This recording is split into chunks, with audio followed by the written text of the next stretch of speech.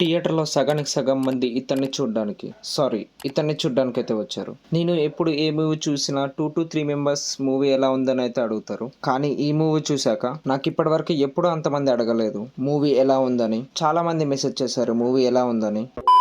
So, ఇప్పుడు movie review గురించి మాట్లాడుకుంటే సింపుల్‌గా చెప్పాలంటే దేవుడంటే ఇష్టం లేని హీరో శివుడికి భక్తుడుగా ఎలా అయ్యాడన్నది ఈ మూవీ స్టోరీ.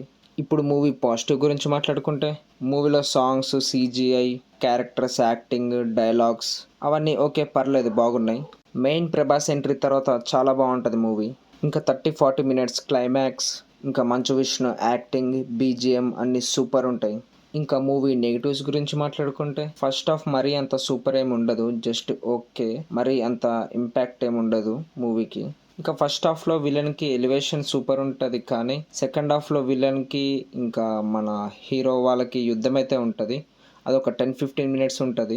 ఆ యాక్షన్ మరీ అంతేమి ఉండదు.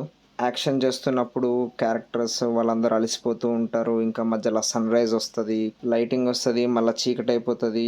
అసలు అక్కడ యాక్షన్ ఏమంత బాగోదు. విలన్కి ఎలివేషన్ మాత్రం, కానీ అక్కడ యాక్షన్ మాత్రం ఏముండదు.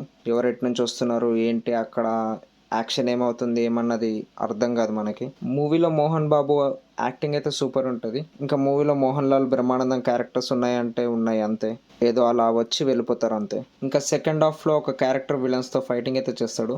ఆ క్యారెక్టర్ విలన్స్ని బ్లాక్ చేద్దామని బ్రిడ్జ్ పైన అయితే ఫైటింగ్ చేస్తాడు, కానీ సీన్లో మాత్రం బ్రిడ్జ్ పైన ఫ్రంట్ సైడ్ ఇంకా బ్యాక్ సైడ్ ఇద్దరు విలన్సే ఉంటారు. అక్కడ బ్లాక్ చేద్దామని ఉంటారు, కానీ అక్కడ సీన్లో మాత్రం ముందల వెనకాల విలన్సే ఉంటారు. ఇంకా బ్రిడ్జ్కున్న తాడుని అయితే కట్ చేసేస్తారు. కట్ చేసేస్తే అక్కడ బ్రిడ్జ్ మీద ఉన్న వాళ్ళందరూ ఒక లోయలో అయితే పడిపోతారు. ఇంకా మెయిన్ క్యారెక్టర్ కూడా లోయలో పడిపోతారు. కానీ నెక్స్ట్ సీన్లో మాత్రం ఆ పడిపోయిన క్యారెక్టర్ పైన అయితే ఉంటారు అనమాట. అంటే మీకు మూవ్ చూస్తే క్లారిటీగా అర్థమవుతుంది, కానీ లోయలో పడిపోయిన ఆ క్యారెక్టర్ మళ్ళీ పైకి వచ్చిండు. ఇంకా ప్రభాస్ ఎంట్రీ కూడా ఇంటర్వెల్ అయిన ఒక 30-40 మినిట్స్ తర్వాత అయితే వస్తుంది. ఆ తర్వాత నుంచి అయితే మూవీ బాగుంటుంది. ఇవన్నీ పక్కన పెట్టి మూవీ చూడొచ్చా అంటే సెకండ్ హాఫ్ ప్రభాస్ ఎంట్రీ తర్వాత నుంచి అయితే మూవీ సూపర్ ఉంటుంది, వర్త్ అని చెప్పాలి. ఇంకా క్లైమాక్స్ అయితే సూపర్ ఉంటుంది. హై ఎక్స్పెక్టేషన్స్ పెట్టుకోకుండా మీరు మూవీ చూస్తే మీకు పక్కా నచ్చుతుంది. ఫస్ట్ హాఫ్ కూడా మరీ అంతేం ఉండదు, కానీ పర్లేదు చూడొచ్చు. ఈ ట్రోల్స్ అన్ని పక్కన పెట్టి ఫ్రీ టైం ఉంది మూవీ చూస్తాం అనుకుంటే మీరు మూవీ అయితే చూడండి, పక్కా మీకైతే నచ్చుతుంది. ఆల్రెడీ మీరు ఈ మూవీ చూసుంటే మీ ఒపీనియన్ కింద కామెంట్ చేయండి.